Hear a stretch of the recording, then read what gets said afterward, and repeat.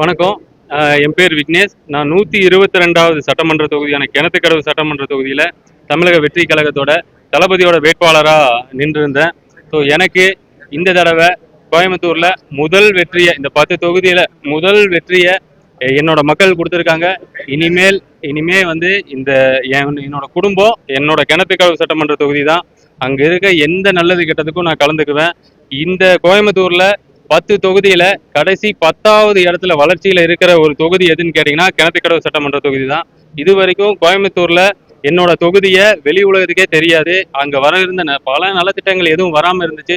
Even அந்த bus ஸ்டாப்னு ஒன்று ஆரம்பிச்சு அதுவும் தடுத்து நிறுத்தப்பட்டது. இப்போ வரைக்கும் அங்க பேர் சொல்லக்கூடிய ஒரு விஷயம் என்னன்னா வெள்ளலூர் குப்பை கிடங்கு தான். ஸோ இந்த மாதிரி பல பிரச்சனைகள் என் தொகுதியில இருக்கு. இது வரைக்கும் என் தொகுதியை சேர்ந்தவங்க அங்க வெற்றி பெறாதனால அவங்க என் தொகுதியை வந்து கண்டுக்காம இருந்தாங்க. இன்னைக்கு இந்த முதல் முறையா கிணத்துக்கடவு சட்டமன்ற தொகுதியை சேர்ந்த ஒரே வேட்பாளர் நான் தான் கண்டெஸ்ட் பண்ணேன். என் மக்கள் என்னை நம்பி கிட்டத்தட்ட 1 லட்சத்துக்கு மேல வாக்குகள் செலுத்தி எனக்கு ஒரு வெற்றி வாய்ப்பை தளபதியோட ஆசீர்வாதத்தில் கொடுத்துருக்காங்க. நிச்சயம் இதை சரியா பயன்படுத்தி என் மக்களுக்கு மட்டுமே நீ என்னோட வாழ்க்கை ஃபுல்லா உழைப்பேங்கிறத தெரிவிச்சுக்கிறேன். இப்போ வெளியே ஏன்னா ஃபோன் எதுவும் அலௌட் இல்லை. நான் போய் ஃபோன் எடுத்து பார்க்கும்போது தான் தெரியும் எப்போ வர சொல்றாங்க. நிச்சயமா நீங்க கல்குவாரி மட்டும் கிடையாது, கிணத்துக்கடவுக்குள்ள ஏகப்பட்ட பிரச்சனை இருக்கு. ஒன்றும் இல்லை, ஒரு கார்பரேஷனு ஸ்மார்ட் சிட்டிக்குள்ள இருக்கிற மாநகராட்சி பகுதிக்குள்ள இருக்கிற ஈச்சனாரிங்கிற பகுதியில பொது பாத்ரூம் இல்லை. யோசிச்சு பாருங்க, நம்ம எவ்வளவு பெரிய ஊர்ல இருக்கோம். கோயம்புத்தூர் ஸ்மார்ட் சிட்டிக்குள்ள மாநகராட்சி பகுதியில் ஒரு பொது பாத்ரூம் இல்லாம அந்த மக்கள் கஷ்டப்படுறாங்கன்னா இது ஒரு சின்ன உதாரணம் சொல்றேன். நீங்க கோயம்புத்தூர்ல பல பகுதி, என்னோட தொகுதியை பல பகுதிகள் எடுத்துட்டீங்கன்னா எங்கேயுமே அடிப்படை தேவைகள் எதுவுமே இருக்கிறது இல்லை. இவங்க மற்ற என்ன நினைச்சாங்கன்னா மாசம் 1000 ரூபாய் கொடுத்தா போதும் மக்கள் சந்தோஷமா இருப்பாங்க, ரேஷன் பொருட்கள் கொடுத்தா போதும் மக்கள் சந்தோஷமா இருப்பாங்க, பொங்கலுக்கு 3000 ரூபாய் கொடுத்தா போதும் மக்கள் சந்தோஷமா இருப்பாங்கன்னு நினைச்சிட்டு இருக்காங்க. அதெல்லாம் தற்காலிக தேவைகளை மட்டும்தான் என்னோட மக்களுக்கான பூர்த்தி செஞ்சுட்டு இருக்கு. ஆனா என் மக்களுக்கு என்ன தேவைன்னா அங்க ஒரு பொது கழிப்பிடங்கள் நிறைய பகுதிக்கு தேவை. நல்ல ஒரு அரசு மருத்துவமனை எனக்கு தேவை. ஏன்னா என் மக்கள் அங்கிருந்து இப்போ அறிவொளி நகர்ங்கிற பகுதியிலிருந்து ஜிஹெச் ஒரு மைல்டு அட்டாக் ஆனால் கூட அங்கே ஒரு ஆம்புலன்ஸ் வரணும்னா 3/4 மணி நேரம் ஆகும். ஸோ அந்த பகுதிகளில் ஒரு தற்காலிக ஆக்சிஜன் வசதி கொண்டு ஆம்புலன்ஸ் கொண்டு வரணும். என் பகுதியில் ஒரு நல்ல ஒரு அரசு மருத்துவமனை பொள்ளாச்சியில் இருக்க மாதிரி ஒரு குறுகிய ஒரு சின்ன அரசு மருத்துவமனை வேணும். அரசு கலைக்கல்லூரி என்னோட தொகுதிக்குள்ள கொண்டு வரணும்னு எனக்கு இதெல்லாம் பண்ண போறோம். ஸோ நிறைய விஷயங்கள் எடுத்து வச்சிருக்கோம். நிச்சயமா வித்தியாசமா இருக்கும். ஒரு பேட்டியில் எங்கிட்ட கேட்டிருந்தாங்க, எப்பவுமே கோயம்புத்தூர் அதிமுக கோட்டைன்னு சொல்றாங்களே, நீங்க எப்படி ஜெயிப்பீங்கன்னு சொல்லும்போது முதல்ல சண்டைன்னு ஒன்று நடந்தா தான் அதுல யாரு ஜெயிச்சாங்கன்னு தெரியும். இன்னைக்கு சண்டை நடந்துச்சு, அந்த சண்டையில ஜெயிச்சது நாங்க. சண்டைனா ஜனநாயக சண்டை. அந்த ஜனநாயக சண்டையில இனிமேல் கோயம்புத்தூர்ல இப்ப 6 இருக்கு. அடுத்த முறை இன்னும் ரிசல்ட் முடியல, எனக்கு தெரிஞ்சு அதிகமாகறதுக்கான வாய்ப்புகள் என்ன இருக்குன்னு சொல்லியிருக்கிறாங்க. நிச்சயம் அடுத்த முறை இனிமேல் கோயம்புத்தூர் தமிழக வெற்றி கழகம் மட்டும்தான் கோட்டையா இருக்கும். வணக்கம். என் பேர் விக்னேஷ். நான் 122வது சட்டமன்ற தொகுதியான கிணத்துக்கடவு சட்டமன்ற தொகுதியில தமிழக வெற்றி கழகத்தோட தளபதியோட வேட்பாளராக நின்றிருந்தேன். ஸோ எனக்கு இந்த தடவை கோயம்புத்தூர்ல முதல் வெற்றியை, இந்த 10 தொகுதியில முதல் வெற்றியை என்னோட மக்கள் கொடுத்துருக்காங்க. இனிமே வந்து என்னோட குடும்பம் என்னோட கிணத்துக்கடவு சட்டமன்ற தொகுதி தான். அங்க இருக்க எந்த நல்லது கெட்டதுக்கும் நான் கலந்துக்குவேன்.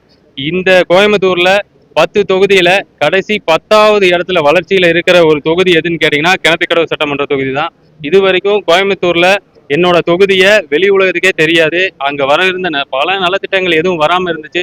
ஈவன் அந்த பஸ் ஸ்டாப்னு ஒன்று ஆரம்பிச்சு அதுவும் தடுத்து நிறுத்தப்பட்டது. இப்போ வரைக்கும் அங்க பேர் சொல்லக்கூடிய ஒரு விஷயம் என்னன்னா வெள்ளலூர் குப்பை கிடங்கு தான். ஸோ இந்த மாதிரி பல பிரச்சனைகள் என் தொகுதியில இருக்கு. இது வரைக்கும் என் தொகுதியை சேர்ந்தவங்க அங்க வெற்றி பெறாதனால அவங்க என் தொகுதியை வந்து கண்டுக்காம இருந்தாங்க. இன்னைக்கு இந்த முதல் முறையா கிணத்துக்கடவு சட்டமன்ற தொகுதியை சேர்ந்த ஒரே வேட்பாளர் நான் தான் கண்டெஸ்ட் பண்ணேன். என் மக்கள் என்னை நம்பி கிட்டத்தட்ட 1 லட்சத்துக்கு மேல வாக்குகள் செலுத்தி எனக்கு ஒரு வெற்றி வாய்ப்பை தளபதியோட ஆசீர்வாதத்தில் கொடுத்துருக்காங்க. நிச்சயம் இதை சரியா பயன்படுத்தி என் மக்களுக்கு மட்டுமே நீ என்னோட வாழ்க்கை ஃபுல்லா உழைப்பேங்கிறத தெரிவிச்சுக்கிறேன். இப்போ வெளியே ஏன்னா ஃபோன் எதுவும் அலௌட் இல்லை. நான் போய் ஃபோன் எடுத்து பார்க்கும்போது தான் தெரியும் எப்போ வர சொல்றாங்க. நிச்சயமா நீங்க கல்குவாரி மட்டும் கிடையாது, கிணத்துக்கடவுக்குள்ள ஏகப்பட்ட பிரச்சனை இருக்கு. ஒன்றும் இல்லை, ஒரு கார்பரேஷனு ஸ்மார்ட் சிட்டிக்குள்ள இருக்கிற மாநகராட்சி பகுதிக்குள்ள இருக்கிற ஈச்சனாரிங்கிற பகுதியில பொது பாத்ரூம் இல்லை. யோசிச்சு பாருங்க, நம்ம எவ்வளவு பெரிய ஊர்ல இருக்கோம். கோயம்புத்தூர் ஸ்மார்ட் சிட்டிக்குள்ள மாநகராட்சி பகுதியில் ஒரு பொது பாத்ரூம் இல்லாம அந்த மக்கள் கஷ்டப்படுறாங்கன்னா இது ஒரு சின்ன உதாரணம் சொல்றேன். நீங்க கோயம்புத்தூர்ல பல பகுதி, என்னோட தொகுதியை பல பகுதிகள் எடுத்துட்டீங்கன்னா எங்கேயுமே அடிப்படை தேவைகள் எதுவுமே இருக்கிறது இல்லை. இவங்க மற்ற என்ன நினைச்சாங்கன்னா மாசம் 1000 ரூபாய் கொடுத்தா போதும் மக்கள் சந்தோஷமா இருப்பாங்க, ரேஷன் பொருட்கள் கொடுத்தா போதும் மக்கள் சந்தோஷமா இருப்பாங்க, பொங்கலுக்கு 3000 ரூபாய் கொடுத்தா போதும் மக்கள் சந்தோஷமா இருப்பாங்கன்னு நினைச்சிட்டு இருக்காங்க. அதெல்லாம் தற்காலிக தேவைகளை மட்டும்தான் என்னோட மக்களுக்கான பூர்த்தி செஞ்சுட்டு இருக்கு. ஆனா என் மக்களுக்கு என்ன தேவைன்னா அங்க ஒரு பொது கழிப்பிடங்கள் நிறைய பகுதிக்கு தேவை. நல்ல ஒரு அரசு மருத்துவமனை எனக்கு தேவை. ஏன்னா என் மக்கள் அங்கிருந்து இப்போ அறிவொளி நகர்ங்கிற பகுதியிலிருந்து ஜிஹெச் ஒரு மைல்டு அட்டாக் ஆனால் கூட அங்கே ஒரு ஆம்புலன்ஸ் வரணும்னா 3/4 மணி நேரம் ஆகும். ஸோ அந்த பகுதிகளில் ஒரு தற்காலிக ஆக்சிஜன் வசதி கொண்ட ஆம்புலன்ஸ் கொண்டு வரணும். என் பகுதியில் ஒரு நல்ல ஒரு அரசு மருத்துவமனை பொள்ளாச்சியில் இருக்க மாதிரி ஒரு குறுகிய ஒரு சின்ன அரசு மருத்துவமனை வேணும். அரசு கலைக்கல்லூரி என்னோட தொகுதிக்குள்ள கொண்டு வரணும்னு எனக்கு ஒரு இதெல்லாம் பண்ண போறோம். ஸோ நிறைய விஷயங்கள் எடுத்து வச்சிருக்கோம். நிச்சயமா வித்தியாசமா இருக்கும். ஒரு பேட்டியில் எங்கிட்ட கேட்டிருந்தாங்க, எப்பவுமே கோயம்புத்தூர் அதிமுக கோட்டைன்னு சொல்றாங்களே, நீங்க எப்படி ஜெயிப்பீங்கன்னு சொல்லும்போது, முதல்ல சண்டைன்னு ஒண்ணு நடந்தா தான் அதுல யாரு ஜெயிச்சாங்கன்னு தெரியும். இன்னைக்கு சண்டை நடந்துச்சு, அந்த சண்டையில ஜெயிச்சது நாங்க. சண்டைனா ஜனநாயக சண்டை. அந்த ஜனநாயக சண்டையில இனிமேல் கோயம்புத்தூர்ல இப்ப 6 இருக்கு. அடுத்த முறை இன்னும் ரிசல்ட் முடியல. எனக்கு தெரிஞ்சு அதிகமாகறதுக்கான வாய்ப்புகள் இன்னும் இருக்குன்னு சொல்லியிருக்கிறாங்க. நிச்சயம் அடுத்த முறை இனிமேல் கோயம்புத்தூர் வணக்கம்.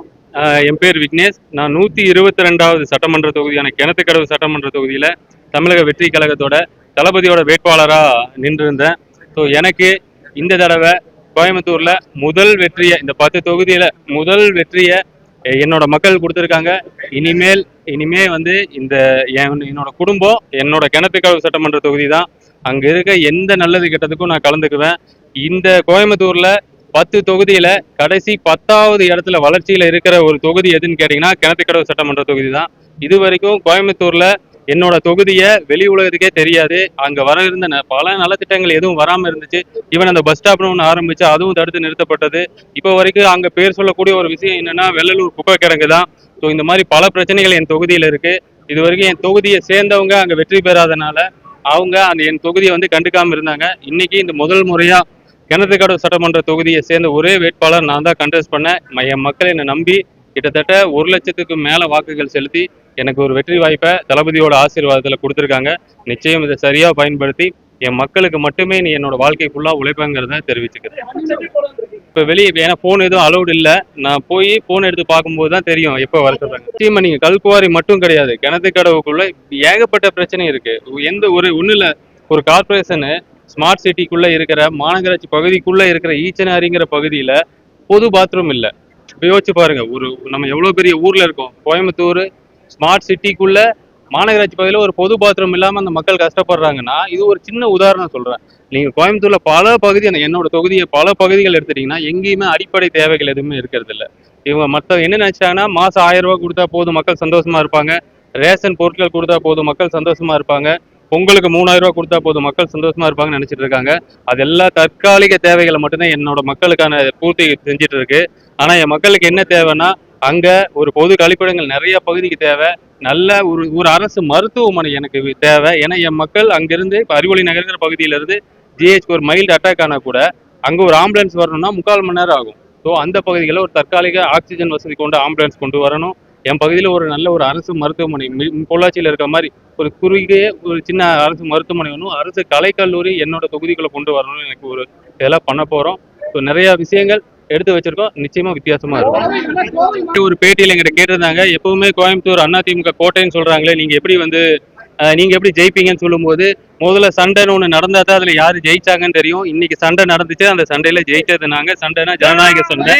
அந்த ஜனநாயக சண்டையில இனிமேல் கோயம்புத்தூர்ல இப்ப 6 இருக்கு. அடுத்த முறை இன்னும் ரிசல்ட் முடியல. எனக்கு தெரிஞ்சு அதிகமாகறதுக்கான வாய்ப்புகள் இன்னும் இருக்குன்னு சொல்லியிருக்கிறாங்க. நிச்சயம் அடுத்த முறை இனிமேல் கோயம்புத்தூர் தமிழக வெற்றி கழகம் மட்டும்தான் கோட்டையா இருக்கும்.